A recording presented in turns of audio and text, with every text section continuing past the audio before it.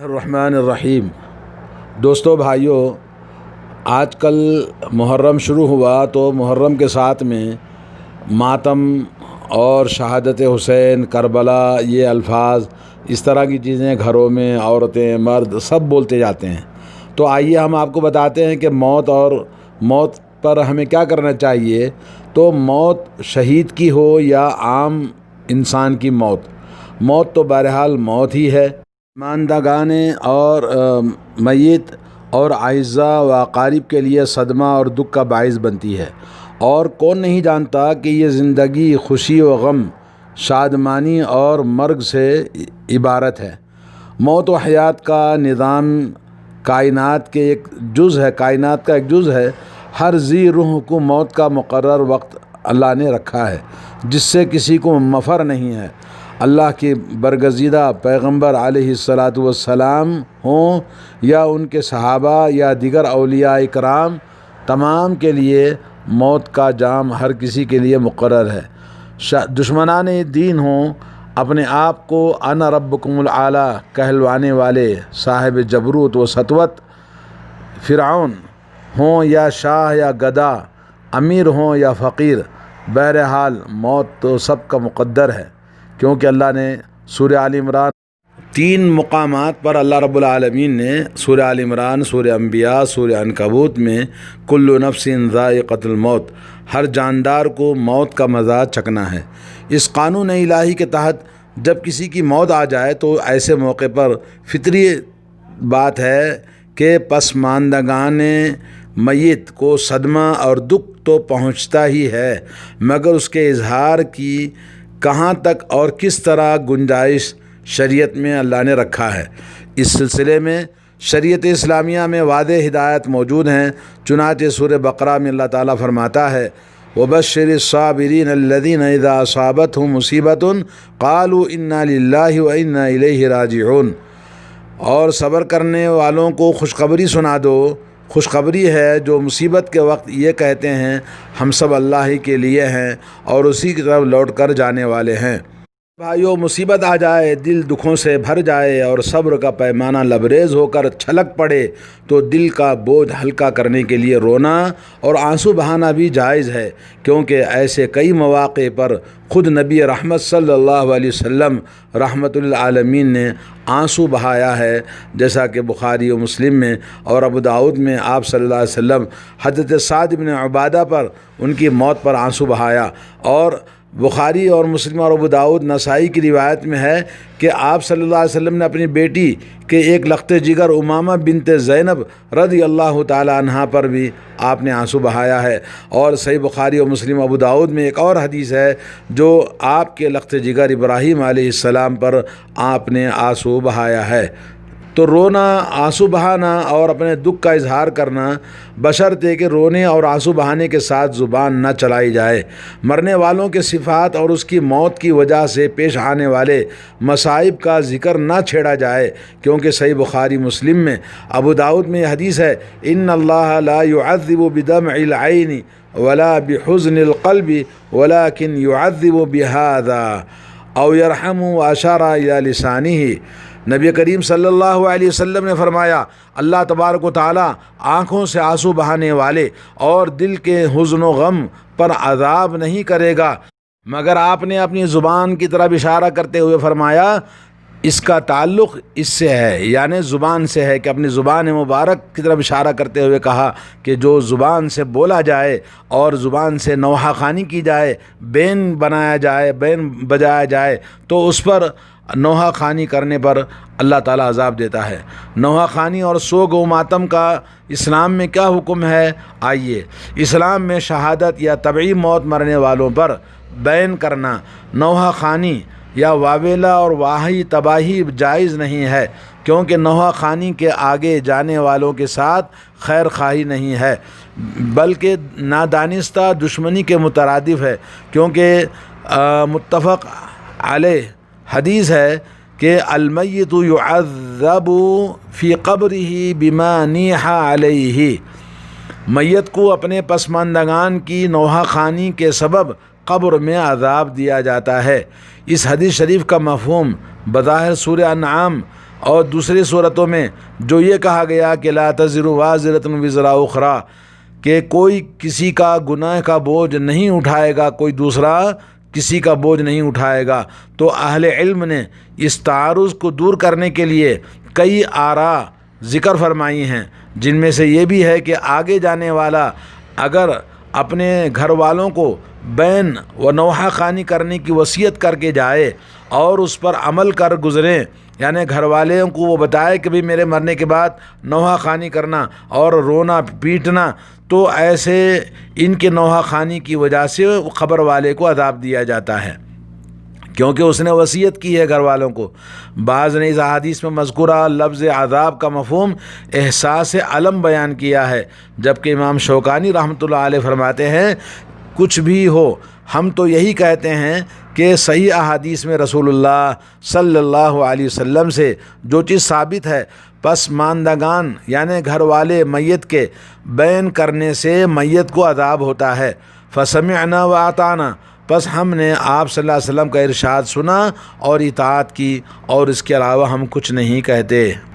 بعض لوگ اور خصوصاً خواتین غم کے موقعوں پر صبر کا دامن ہاتھ سے چھوڑ دیتے ہیں اور جائز رونے اور آنسو بہانے کے ساتھ ساتھ مرنے والے کی صفات اور اس کے موت کی وجہ سے پیش آمدہ مصائب کی گنتی شروع کر دیتے ہیں اور ایک راگ کے ساتھ بیان کیے جاتے ہیں۔ اس نوحہ خوانی سے نبی کریم صلی اللہ علیہ وسلم نے سختی سے منع فرمایا ہے۔ صحیح بخاری مسلم میں اور ابو داؤد اور نسائی میں حضرت ام عطیہ رضی اللہ تعالی عنہا سے حدیث ہے کہ اخذ علینا رسول اللہ صلی اللہ علیہ وسلم عند البیعتی، ہم سے بیعت لیتے وقت میں نبی کریم صلی اللہ علیہ وسلم نے یہ بھی عہد لیا تھا کہ ہم نوحہ خوانی نہیں کریں گی۔ اور ایک حدیث میں ہے کہ لوگوں میں دو باتیں ایسی ہیں جن کا ارتکاب کفر ہے،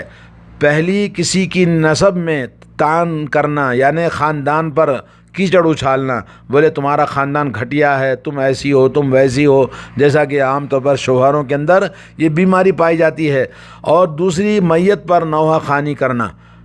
یہ صحیح مسلم صحیح بخاری کی حدیث ہے۔ دوستو بھائیو، جو لوگ کسی کے مرنے پر جوش غم میں ہوش کھو دیتے ہیں اور بیان کرتے ہیں نوحہ خوانی کے ساتھ ساتھ سر کے بالوں کو بکھیرنا، نوچنا، رخساروں کو پیٹنا، سینہ کوبی کرنا، ماتم کرنا، کپڑے پھاڑنا شروع کر دیتے ہیں، ایسے افعال کا ارتکاب کرنے والوں کے بارے میں اللہ کے نبی صلی اللہ علیہ وسلم کا ارشاد ہے لیس منا من ضرب الخدود وشق الجیوب ودعا بدعوى الجاہلیہ، جو اپنے رخساروں کو پیٹے، کپڑے پھاڑے، زمانے جاہلیت کی طرح نوحہ خوانی کرے، وہ ہم میں سے نہیں ہے، یعنی وہ مسلمان نہیں ہے ایسا کرنے والے۔ یہ حدیث صحیح بخاری مسلم اور دوسری کتابوں کے اندر موجود ہے۔ ایک حدیث میں حضرت ابو موسیٰ اشعری رضی اللہ تعالیٰ عنہ سے مروی ہے کہ ان رسول اللہ صلی اللہ علیہ وسلم بریء من السالقۃ والحالقۃ والشاقۃ، بے شک رسول کریم صلی اللہ علیہ وسلم بیان کرنے والی عورتوں سے، سر کے بال بکھیرنے والوں سے اور سر مونڈنے والے موت کے موقع پر اور کپڑے پھاڑنے والی عورتوں سے بری ہیں۔ سنن ابو داؤد کے اندر ایک حدیث ہے کہ حضرت ایک صحابیہ نبی کریم صلی اللہ علیہ وسلم کے بارے میں کہتی ہیں کہ ہم سے عہد لیا تھا کہ ہم مصیبت میں نہ ہم نوچیں گے اپنے منہ کو، نہ واویلا کریں گی، نہ کپڑے پھاڑیں گے اور نہ بال بکھیریں گے۔ جی یہ حدیث بھی صحیح حدیث ہے۔ عورتیں چونکہ مردوں کے مقابلے میں کمزور ہوتی ہیں اور ان سے ایسے امور کا صدور ممکن ہونے کی بنا پر رسول اللہ صلی اللہ علیہ وسلم نے عورتوں سے خاص طور پر اس بارے میں عہد لیا ہے، اور اگر اس کے باوجود بھی کوئی عورت فرمان نبی علیہ الصلوۃ والسلام کی نافرمانی کرے تو ایسی عورت کے بارے میں نبی کریم صلی اللہ علیہ وسلم کا فرمان صحیح مسلم اور ابن ماجہ اور مسند احمد اور بیہقی میں ہے کہ نوحہ خوانی کرنے والی عورت اگر توبہ کیے بغیر مر گئی تو قیامت کے دن وہ اس حالت میں اٹھائی جائے گی کہ آتش گیر یعنی آگ پکڑنے والا چخماق کی قمیص پہنی ہوگی اور اسے خارش کے زرہ پہنائی جائے گی، یعنی وہ لباس جس چخماق کا یعنی ڈامر کا، اور اسی طرح سے وہ لباس جو خارش والا ہوگا جو فوراً اس کی جسم کو چمٹ لے گا اور اس کے خارش کی وجہ سے اور اس کے عذاب کی وجہ سے وہ لباس کی وجہ سے بڑی تکلیف اٹھائے گی۔ مسند احمد میں ہے کہ پھر اس آتش گیر مادے کے اوپر آگ کے شعلے کی زرہ پہنائی جائے گی۔ دوستو بھائیو، شریعت اسلامیہ ہر معاملے میں چونکہ اعتدال پسند ہے، وسطیہ یعنی درمیانی راہ اختیار کرتے ہیں، اس میں نہ خوشی کے موقع پر حد اعتدال کو پھلانگنا جائز ہے اور نہ ہی کسی کی موت کے سوگ منانے پر لگائی گئی حدود اور پابندیاں توڑنا جائز ہے۔ ایسے موقع پر عورت کی طبیعت کا لحاظ رکھتے ہوئے اسلام نے اس کے لیے شوہر کے سوا ہر عزیز کی موت کے موقع پر صرف 3 دن سوگ منانا جائز ہے، چاہے ماں ہو، بہن ہو یا کوئی بھی عزیز ہو۔ البتہ اگر کسی کی میت ہو گئی تو بیوی کے لیے جائز ہے کہ وہ 4 ماہ 10 دن سوگ منائے، جیسا کہ قرآن کریم میں اللہ رب العالمین نے حکم دیا۔ ان ایام میں سوگ یعنی عدت گزارنے کا مطلب یہ ہے کہ وہ زیب و زینت نہ کرے گی، نہ زیورات اور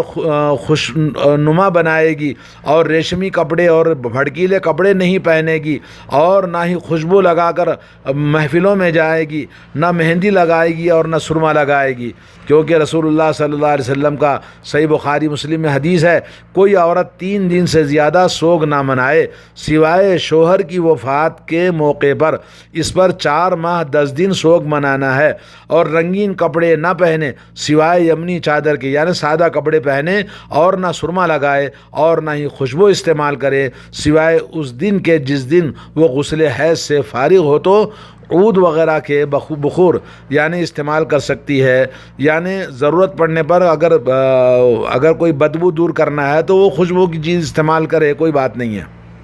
امام نووی رحمۃ اللہ علیہ نے بقول یہ بخور کا مطلب یہ خوشبو کے مطلب یہ ہے کہ محض خون کے جاری رہنے سے جسم میں پیدا ہونے والی بدبو کو دور کرنے کے لیے خوشبو استعمال کرتی ہے تو جائز ہے۔ ابو داؤد نسائی میں یہ حدیث ہے کہ وہ مہندی اور خضاب نہ لگائے، اور نسائی میں ارشاد نبوی ہے کہ لا تم تشت، اور وہ کنگھی بھی نہ کرے، یعنی چھوٹی ووٹی ڈال کے خوب بالوں کو سجا کر نہ رہے۔ یہ احکام صرف عورتوں کے ساتھ خاص ہیں، اس لیے کہ وہ معاشرے میں کمزور دل والی ہوتی ہیں اور گھروں کے اندر ان کی عادت ہوتی ہے بین کرنا اور نوحہ کرنا، اور وہ بے صبری ہو کر زبان سے الٹی سیدھی باتیں کرنا، اور وہ بھی عام عزیزوں کی نسبت صرف 3 دن، یعنی شوہر کے لیے 4 ماہ 10 دن تک، باقی تمام عزیزوں کی موت پر صرف 3 دن تک سوگ منا سکتی ہیں، اور مردوں کے لیے ان امور میں سے کوئی ایک بھی چیز ان کے لیے جائز نہیں ہے سوائے دل کے غم اور آنکھوں سے آنسو بہانے کے علاوہ۔ اس ارشاد نبوی کے پیش نظر دوستو بھائیوں بخوبی اندازہ کیا جا سکتا ہے کہ وہ لوگ جو 1400 سال پہلے شہادت حسین، موت حسین، کربلا اور اس طرح کے جو الفاظ استعمال کرتے ہوئے اصطلاح بنا کر مسلم معاشرے میں مسلمانوں کو سوگ منانے کے لیے مجبور کرتے ہیں، ماتمی محفلیں اور سبیلیں لگانا، شربتیں بنانا اور اس کے نقشے بنا کر اس کی تمثیل، اس کے مثالیں یعنی اپنے محلوں میں، اپنے معاشرے میں لوگوں کو بتانا، اور تعلیمات اسلام کے خلاف جو کچھ بھی ہنگامہ اس محرم کے مہینے میں کیا جاتا ہے، یہ بالکل سراسر یہ ارتکاب جرم ہے، شریعت کے منافی ہے، اور جس کا کسی کا بھی کوئی جواز کہیں بھی کسی کے پاس نہیں ہے، اس کا جواز کسی کے پاس نہیں ہے۔ جو کچھ بھی کیا جاتا ہے وہ سراسر بدعت اور خرافات اور شرکیات اور سراسر ظلم اور گمراہی اور بد اخلاقی کے نمونے جو ماتم کے اندر پیش کیا جاتا ہے، عورتیں ہو یا مرد ہو، جس طرح سے وہ پیش کیے جاتے ہیں، یہ کسی بھی حال میں اس کا ذکر کرنا اور اس کو کرنا حرام ہے۔ اللہ تعالیٰ مسلمانوں کو ہدایت دے اور دین کی صحیح سمجھ اور بصیرت عطا فرمائے۔ السلام علیکم ورحمۃ اللہ وبرکاتہ۔